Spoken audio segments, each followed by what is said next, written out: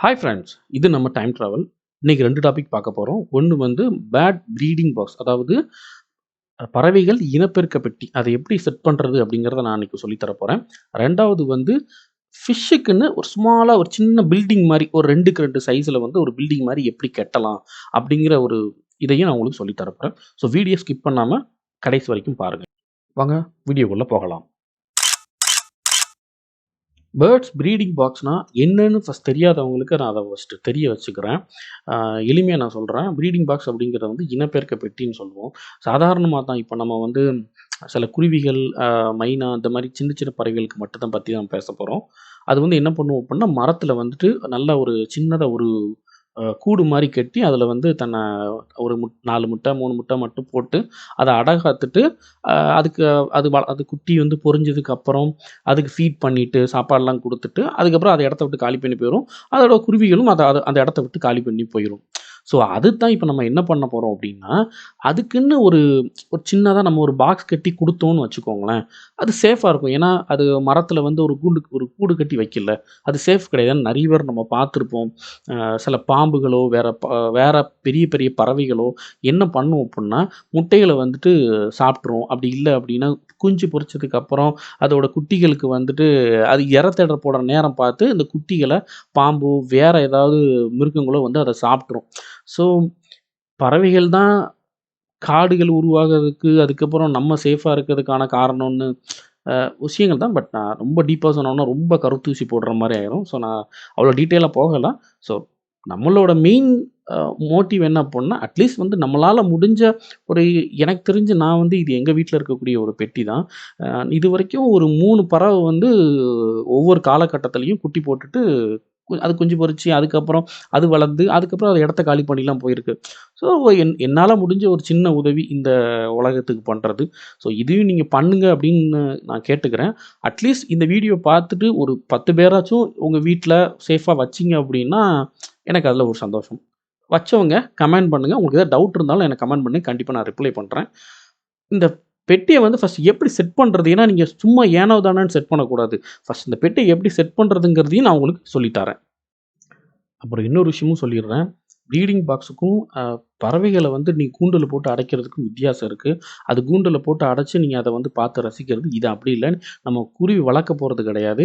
அதோட இனப்பெருக்க காலத்தில மட்டும் தான். அது வந்து அத குஞ்சு பொரிச்சு, அது சாப்பாடு சாப்பிட்டு, அது வளர்ந்து போற வரைக்கும் மட்டும் தான் இந்த கூண்டு அதுக்கு.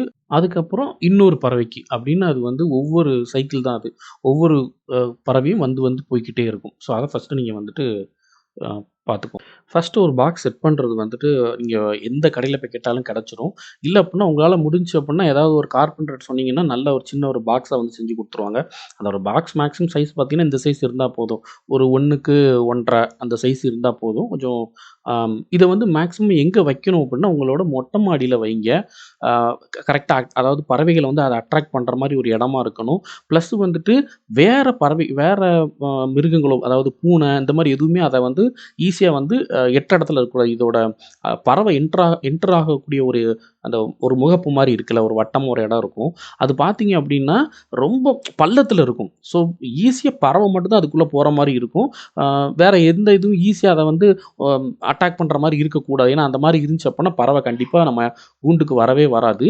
ஸோ, அத மட்டும் நீங்க மெயினா பார்த்துக்கோங்க. அதுக்கப்புறம் என்ன அப்டின்னா, ஒரு கூண்டு செட் பண்றதுக்கு முன்னால கீழ ஒரு கட்டையும், கீழ ஒரு கட்டைய செட் பண்ணிக்கோங்க. ஒரு 1, 1 1/2 இன்ச் வந்து அத ஏத்திக்கோங்க. ஏன் அப்டின்னா, மழை காலங்கள்ல என்ன ஆகும் அப்டின்னா, மழை பட்டுச்சுன்னு வச்சுக்கோங்களேன், அப்போ அதுக்கு என்ன ஆகும்னா, ஏன்னா வுட்டு தானே வச்சிருக்கோம். ஸோ ஈஸியா வுட்டு வந்துட்டு கொலாப்ஸ் ஆகுறதுக்கு வாய்ப்புகள் இருக்கு. ஸோ மேல வந்து ஒரு சின்ன ஷீட் மாரி போட்டு கல் ஏதாவது வச்சுக்கோங்க. சாப்பாடு வைக்கிறதா இருந்தா அது உங்க இஷ்டம். எந்த பிரச்சனையும் அதுல கிடையாது. இந்த செட்டப் பாக்ஸ்ல மெயினா பார்த்துக்கோங்க, பெயிண்ட் அடிச்சுக்கோங்க. ஏன்னா மழை பட்டுச்சுன்னா வுட்டு வேஸ்ட் ஆயிறக்கூடாது. மேல ஒரு சின்னதா ஷெட் நான் போடல. அ ஏன்னா ஈஸியா தெரியணும் அப்டிங்கிறதுக்காக. ஏன்னா ஆல்ரெடி 3 பறவை வந்ததுனால, இனி வந்து நான் ஒரு ஷெட் மாரி அதுக்கு நான் வைக்க வாங்க நம்ம வீட்ல இருந்த 3 குயில் குட்டீஸ பார்க்கலாம். வாய தொறந்துகிட்டு இருக்காது. அதனால எல்லோவா இருக்கு. இது வந்து குயிலோட குட்டீஸ் 3 குட்டீஸ். ஃபர்ஸ்ட்டு இந்த 3 தான் எங்க வீட்ல இருந்துச்சு. அப்புறம் வாய மூடிடுச்சு பாருங்க. நம்ம ரொம்ப தொந்தரவு பண்ண வேண்டாம். வாய பார்த்தீங்களா? அடுத்த டாபிக் வந்து நான் அப்ளை சொன்ன மாதிரி ஃபிஷ் பில்டிங் இதை எப்படி நான் கட்டினேன் அப்படிங்கிறத நான் சொல்லியிருந்தேன். ஃபர்ஸ்ட் நான் என்ன பண்ணேன் அப்படின்னா, சின்ன முக்கு மாரி இடம் பார்த்துக்கிட்டேன். நான் வந்து வீட்டோட ஃப்ரண்ட் சைட்ல வந்து இந்த இந்த பில்டிங்கை வந்து நான் கட்டியிருக்கேன். இது பார்த்தீங்க அப்படின்னா, 2 அடி உயரம். மொத்த உயரம் பார்த்தீங்கன்னா 4 அடி. 2 அடி உயரத்துக்கு வந்து ஃபுல்லா வந்து ஒரு பாக்ஸ் மாரி டைப் போட்டு, ஃபுல்லா சிமெண்ட் வச்சு ஃபுல்லா கெட்டியாச்சு. அதுக்கப்புறம் சுத்தி ஒரு லேயர் மாரி மட்டும் போட்டுட்டு, ஃப்ரண்ட் சைட்ல கண்ணாடி வச்சுட்டு, சுத்தி டைல்ஸ் போட்டு விட்டேன். இன்சைடும் டைல்ஸ் தான், அவுட் சைடும் டைல்ஸ் தான். பட் டைல்ஸ்ல வந்துட்டு இன்சைட்ல இருக்கக்கூடிய டைல்ஸ் போட்டதுல எனக்கு ஒரு உடன்பாடு இல்ல. பட் நான் அப்புறம் சொல்றேன். அது வேற ஒரு மாற்று ஐடியா ஒண்ணு இருக்கு. அத நான் உங்களுக்கு சொல்லி தரேன். அது மாரி போட்டாச்சு. அதுக்கப்புறம் உங்களோட இது வந்து என்ன அப்டின்னா, லைட்டா வெயில் படுற இடத்துல மட்டும் வைங்க. ரொம்ப வெயில் படுற இடத்துல வைக்காதீங்க. வெயில் படுற இடத்துல வைக்கலாமா அப்படின்னு கேட்டீங்கன்னா, வைக்கலாம். பட் உள்ள வந்து உங்களுக்கு இந்த லைவ் அது என்னது? அது வந்து பிளான்ட் ஏதாவது இருந்துச்சு அப்புட்ன்னா, கொஞ்சம் வெயில் பட்டுச்சுன்னா கொஞ்சம் ஏன்னா நான் 2, 3 லைவ் பிளான்ட் வச்சிருந்தேன். ஸோ நீங்க வந்து அந்த லைவ் பிளான்ட் இருக்குங்கிறதுனால நான் வச்சேன். மேபி உங்களுக்கு தேவையில்லன்னா விட்டுருங்க. ஏன்னா அதில நெகட்டிவும் இருக்கு. என்ன அப்டின்னா, பாசி ரொம்ப வருது. ஸோ நான் ஒரு 10 நாளைக்கு ஒருக்கா வந்து நான் இத கிளீன் பண்ற மாரி தண்ணி நான் கிளீன் பண்ண மாட்டேன். ஏன்னா அது வந்து ஏன்னா நான் வந்து அத இது சொல்லாம இன்னொன்னு சொல்லிட்டேன். நான் நல்ல பவரான ஆர்பிஎம் உள்ள ஒரு மோட்டார் வந்து வாங்கி வச்சிருக்கேன். அது என்ன அப்டின்னா, ஒரு 2 மணி நேரத்தில இங்க இருக்கக்கூடிய அவ்ளோ வாட்டரையும் அது பியூரிஃபை பண்ணி, ஒரு 2 மணி நேரத்தில பியூரிஃபை பண்ணிரும். ஸோ அந்த மாரி பவர்ஃபுல் மோட்டாரா வாங்கி வைங்க. சின்ன மோட்டார் வாங்கி பவர்ஃபுல் ரொம்ப கம்மியான ஆர்பிஎம் உள்ள மோட்டார் வாங்கி வச்சுறாதீங்க. இது வந்து உங்களுக்கு ஃபர்ஸ்ட் அட்வைஸ்.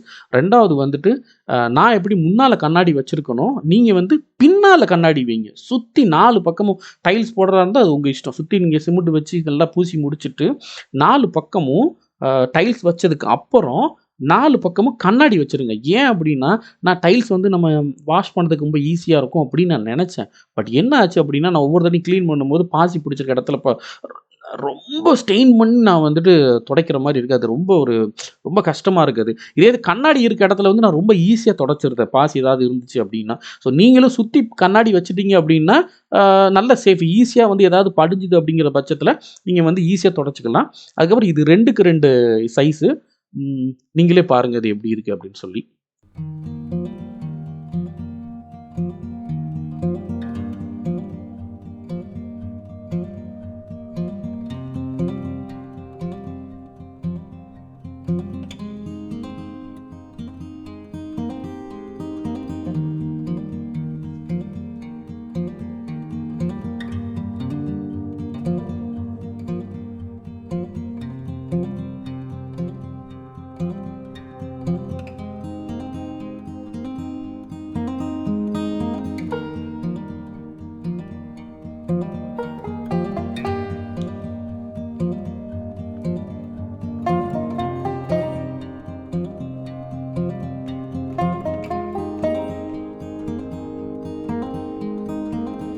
வீடியோவோட இறுதிக்கு வந்துட்டோம்.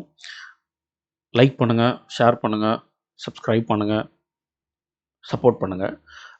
இந்த 2ல உங்களுக்கு ஏதாவது டவுட் இருந்துச்சுன்னா, கண்டிப்பா கமெண்ட் பண்ணுங்க. நான் கண்டிப்பா ரிப்ளை பண்றேன். It's okay. Thank you.